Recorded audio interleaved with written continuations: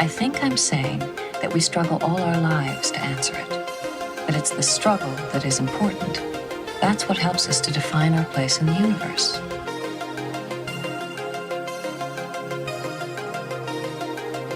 This is Beverly, Dr. Beverly, Dr. Beverly Crusher.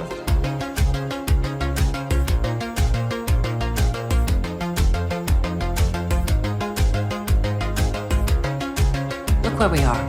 Here, all of us, in this moment. So let's do what we spent our entire lives learning to be great at.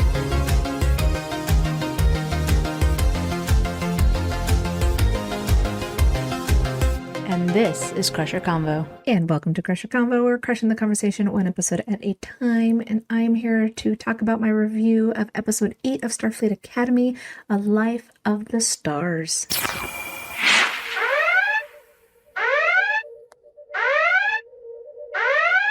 As you know, guys, if you have not seen this episode yet, please turn back now because there will be spoilers. Spoilers! This episode is a huge, different contrast compared to last week's episode. And last week I had complained saying that the A plot, which was Darum's story, felt more like a B plot. So we had like 2 B plots happening, right? This week, 2 A plots, okay? Both just showcased very similar grief and emotion and just heavy of heart. Either it was with Sam and the doctor, or it was with Terima and the cadets dealing with the Miyazaki, and of course bringing Tilly in. And there was just a lot of emotions happening, but they both were amazing in that storytelling. I'm Lieutenant Sylvia Tilly. I'm on rotation in the Beta Quadrant with the 3rd years. However, per the Chancellor, this class has been mandated for you, so you get me early. Cadet Raimi, Lieutenant. May I ask what course this is? Theater! Captains don't do... What if I told you that theater is one of the most powerful tools for social and political change? Theater is statecraft. Statecraft is theater. All right, guys, as you know, I had just started Discovery. I have no idea who Tilly is, but the moment she walked in going, you know, wakey, Ractogino, and bakey, I'm all like, I clearly have a thing for redheads. I'm already feeling it. I'm already in love with her. Lori from Trek Movie had told me a long time ago that once I get into Discovery, she's like, you're really going to enjoy Tilly. And she was not wrong. So, Lori, you know me well. I found it interesting that this group of cadets were the ones that were chosen to go ahead and take this theater class with Tilly. And I found it funny that the 2 characters that really want to be a captain were like, theater as a cap? No, that's not what happens. And I liked how Genesis was like, captains don't do... Girl, so let me just... Picard, okay. Beverly loved her theater. And of course, you also saw Riker and Data and all of them be a part of it. We definitely saw it in different shows, but yeah, theater is important, especially for captains, to kind of do something different that is not always life-threatening. So that is their downtime. I also wasn't sure why it was only that group of kids, you know, the cadets, the main cadets, were going to be part of this trauma counseling. Now, granted, I know the majority of them were on the Miyazaki, but where's Kyle, right? Or where is the other couple of kids that was with Oakham and Terima when they had to wait and deal with all that stuff? So I'm curious why they're not there. Maybe because Kyle is not a cadet at the academy. He's at the War College. Maybe he's going through his own. But I just thought that was interesting. But again, not knowing who Tilly is, I loved her intro. I loved that this was going to be a moment to try and figure out what was going on with the cadets. Because as you saw in the beginning, you know, Darum is causing problems like normal, and then everyone's kind of butting heads. Terima shows up and she's not giving Caleb the time of day. Now granted, he did ghost her fine, but he was very excited to see her, and she's like, no, not gonna give you my attention. So definitely conflict, definitely something going on. I don't know if this is a nitpick of mine, but when Tilly said 3rd year, I kind of was confused because I was like, didn't they just open the academy? So how is there a 3rd year? Maybe not a nitpick, maybe just confusion. How does that saying go? It's not the load that breaks you, but how you carry it. They have no idea how to carry it. None. That's why I called you. They need serious trauma counseling without knowing it's trauma counseling. Yes. I need you to work your magic with them.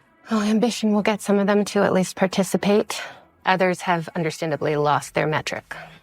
Tarima, Been there. what got you guys through? Starfleet. So again, not seeing Discovery. I'm assuming because they were shot put 800 years that was a very hard transition for them.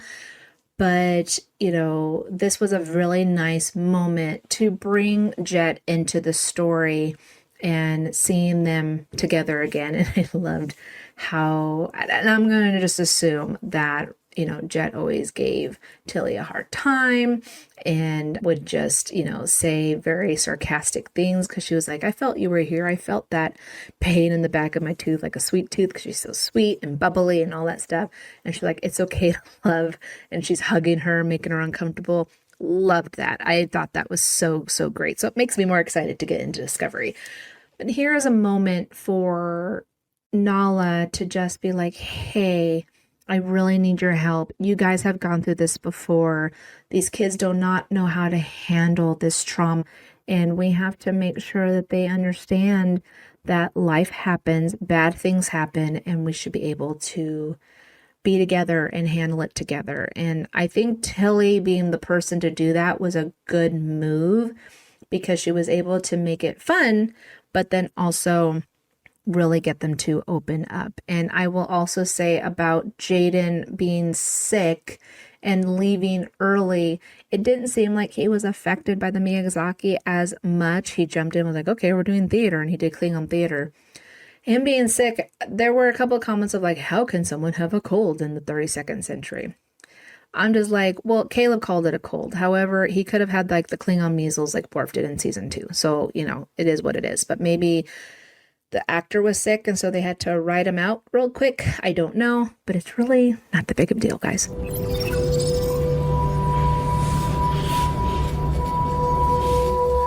How are we doing? Her processors have been overloading for weeks, ever since the Miyazaki. Despite her repeated visits to the Hollow Spa, it persists. The overloads cause the glitches. Each glitch triggers her reset circuit, which overloads, causing another glitch. It's self-generated. So here's the second A plot. Here is Sam still suffering from those glitches due to the Miyazaki incident.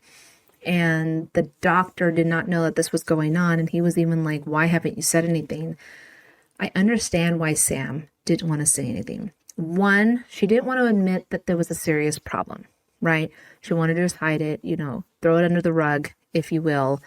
But because the doctor has been so standoffish, I think she just didn't feel comfortable to tell him what was going on. Even though that is his role, he is the doctor, so that is his role. And I think for Sam, she just didn't feel confident to bring it up to him. And I think he kind of felt bad about that because he kind of knew why she didn't bring it up. But again, this is a moment where we don't know what's going to happen to Sam. And I had just a second of like, oh my gosh, are they going to kill her off? Kind of forgetting that we did see, you know, the final look of all the actors finishing season 2, and she was there.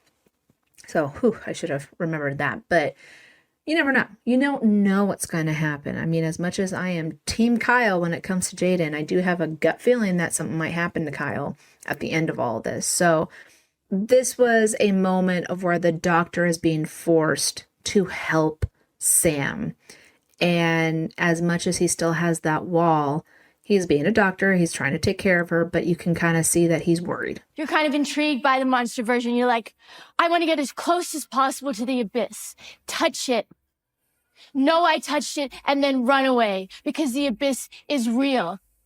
And a monster actually isn't really your vibe. This isn't you. How would you know? Why don't you go find Genesis? Now that you're a good little academy boy. Now, Caleb is trying to figure out why Tarima is just giving him the cold shoulder. And so he's, of course, excited that she calls him over. But the moment he sees that she is drinking, he's like, okay, this is not you. Something's going on. And he's he's there for her, but he's being cautious, right? So kudos to Caleb for doing that. The moment she's like all of a sudden seducing him and trying to make out with him right then and there, he's like, no, this is not you. And I am not going to take advantage of you in this state. Again, kudos, Caleb. Clearly, Tarima is having a problem and not knowing how to process her own inner demons about who she is, and feeling like she had no choice but to be at the academy instead of the war college felt like another disrespect to her in the sense that she had no choice. She has no choice in the sense that she has this condition that could hurt people, and it did. She killed a bunch of aliens. That's a lot to bear, okay? Even though they were really bad aliens and they deserved to die, she still killed people, okay? And no one knows how to help her. They want to. Genesis. Everyone wants to help, but they don't know how. So it was kind of like a little bit of a stab at him by saying you're a good little academy boy, and then throwing Genesis into it, who has nothing to do with any of this stuff. But she can kind of see that they're grown close. I still think of it as a brother or sister aspect. I don't think it's romantic. But again, for Tarima, she just feels like she's losing everything. Right? She thinks, oh, well, while I was gone, he got closer to Genesis, so I'm losing him. And now I lost the school. And now I'm just this monster who everyone doesn't want to be around because they're afraid of me. Like, she's just going through a lot of emotions that she just doesn't know how to handle. And I totally understand that. But, this was a good moment for Caleb, that he just was like, I'm not going to let you hurt me. I'm not going to let you hurt yourself. And I'm going to walk away and just let it be like that. The issue is more severe than a faulty emitter. Doctor, will you hold my hand?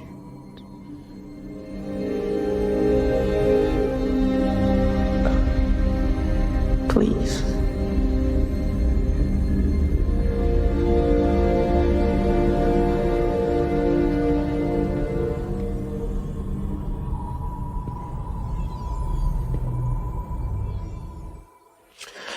I'm ready. So here they are, a trip to Cask to try and figure out what is going on with Sam. And of course, they have to bring the doctor, and they have to bring, and Nala's like, I'm going, But here's this moment of where even the creators are not sure what's going on with Sam. And they're going to have to do something extremely evasive in order to figure it out. And she's scared because she knows that she could die. And here is another moment of where Sam is reaching out and wanting the doctor to be there for her, and he just can't get himself to do it. I've said this many times, we all have during this season. Clearly something happened with the doctor that he just could not handle more loss. He's seen too many friends, grow old and die, and he just there, and like I said, when she had mentioned Gwen that one time, he got a little, his sensitivity levels were high, and it was just like, okay, what exactly is hurting him that he just doesn't want to get close to Sam? This was a really good surprise. I did not expect them to go this route, but even for Nala, she was really surprised that he turned her down. And Carice Brooks, bravo to her. That little moment of her just saying, please hold my hand, and he doesn't, and her rejection is so heartfelt, and that tear falling. I mean, it's so silent, but it's so emotional that you just feel her pain and her fear. And she has no support. She has no one. She wants the doctor. She wants him to be there because he knows he's the closest to her to understand what she's coming from, and he's ignoring her. And so this is such a sad moment. And I was kind of pissed off at the doctor at this point. I'm like, come on, dude, like, just be there. Like, something, she could die. And he just couldn't get himself to do it. So, even on their little shuttle ride over, she was trying to be like wanting him to be his mentor. And he was like, nope. I'm not going to be anyone's mentor kind of attitude. And it was just unlike the doctor, but you knew something was going on. Okay, great. So let's read a play about a girl who dies so that we'll all be okay with people dying. It's okay that Emily's a ghost because what? She learned some lesson about life? What's the lesson? Stop. No, what is the lesson? I don't have to tell you anything. Actually, you do. If you want to fail me, fail me. Really? That's your preference? That's how desperate you are not to engage? You don't know anything about me. I know you really don't want to be the ghost girl. So, Sam picked this play for them to do, and then she had to be shipped off, right? Because she was not well, and everyone's going to continue this in her honor. And you can tell that all the cadets are like, we're sick and tired of pretending we're okay. Like, even though Tarima was like, you see what she's doing, right? You see she's just trying us to spill our guts about how we feel, and she didn't want any part of it. But Oakham was right. He's like, I'm tired. I'm tired. I need to say that I'm not okay, and it's okay to not be okay. And everyone was quiet because they're just like, yeah, we went through something. But they don't understand where she's coming from. But Tilly does. And that's what was so great about this, because she called her out. Because she's all like, you really don't want to be the ghost girl. That was a hard revelation for Tarima. Because as much as she's trying to fight these feelings and this emotions and the trauma and the PTSD, she was way too close to this character of Emily than she wanted to admit, right? And here it is that she is being forced to, face all of her issues, and she just doesn't know how to handle it. And I've talked about my own trauma before, and just as I got into Star Trek, I suffered that violent trauma. And it's one of those things where it absolutely changes you, and you don't know how to be yourself again, and you never will be, right? Because everything that happens to you, it happens for a reason, and it also changes you into a different person, and into, you growing into the person that you're meant to be. And this is where Tarima's at. She's never going to be that same Tarima before the Miyazaki, and she has to learn to accept that. And I completely understand that with my own trauma. And then all of them also have to go through the same thing. So again, it's a whole lot of baggage, and just a whole lot of like, oh my gosh, these poor kids suffered something that they never should have, and how are they going to handle it? But I think they did it beautifully in this storytelling, because the parallel between what was happening with Tarima was very close to what was happening with the doctor. He had suffered a trauma so long ago, even as a holographic character, it still was with him, and he never dealt with it. And this is who he was, because he never dealt with it. And Tarima needed to deal with this, so then she did not become what the doctor did. From the moment you first walked up to me at the Opera Club booth with the sweetest, most hopeful smile, I saw my daughter. And the way she used to smile. I simply couldn't risk it. Feeling that lost again. And there it is. They're talking about the Voyager episode Real Life, where he had created a holographic family. And I've only seen the episode like a couple of times, but I believe something on the effect that he wanted to have a family. And so he created this picture perfect, Leave It to Beaver style family. But like Torres said, but you kind of need conflict. You kind of need rebellion. You kind of need, it can't always be perfect. And because they tinkered with the programming, the son was rebelling, the daughter got injured. There was all just this, it wasn't what the doctor expected it to be, to the point that the daughter got so injured that she ended up dying. And that's harsh. And it's funny because you did not think that it affected him that badly, just because this was not a real family, but it was real to him, right? And I don't think they ever really went back to that. And so to use this moment to shape him to how he is now, I think was brilliant, because again, it was a moment where he just didn't deal with the trauma well, and he didn't want to. And that is where he put out, like he said, you reminded me of my daughter so much that I just shut you out, because I didn't want to lose you, and I didn't want to feel that loss.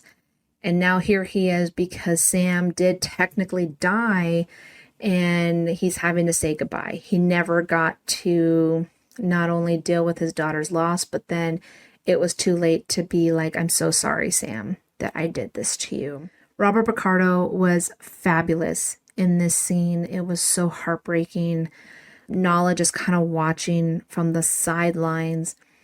But then she had the idea of just being like, hey, you guys did not realize that her, her processor was too small to handle such a big event, that she was just glitching and ended up dying. And it was like, well, let her go through that 17 years of growing up.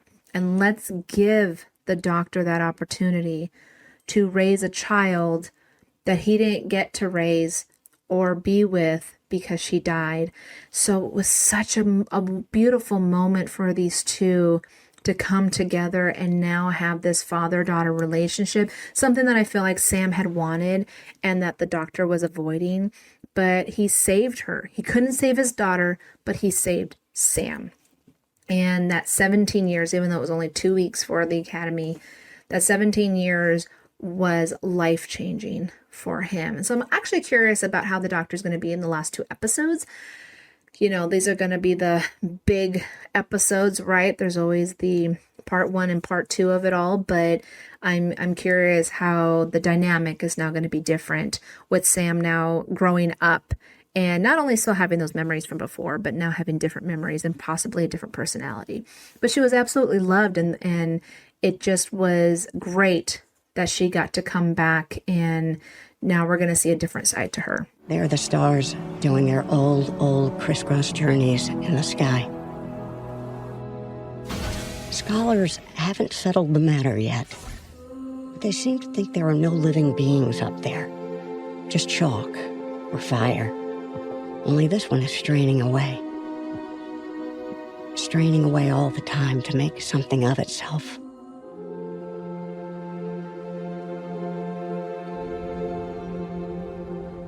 I love this moment because if you guys remember when Sam first showed up, she was awkward. No one wanted to talk to her, and she did not know how to handle anything. But over the course of these last few months at the academy, everyone grew to love Sam and to see them happy she's back. Not only just her core friends, but everyone. Everyone was excited to see her.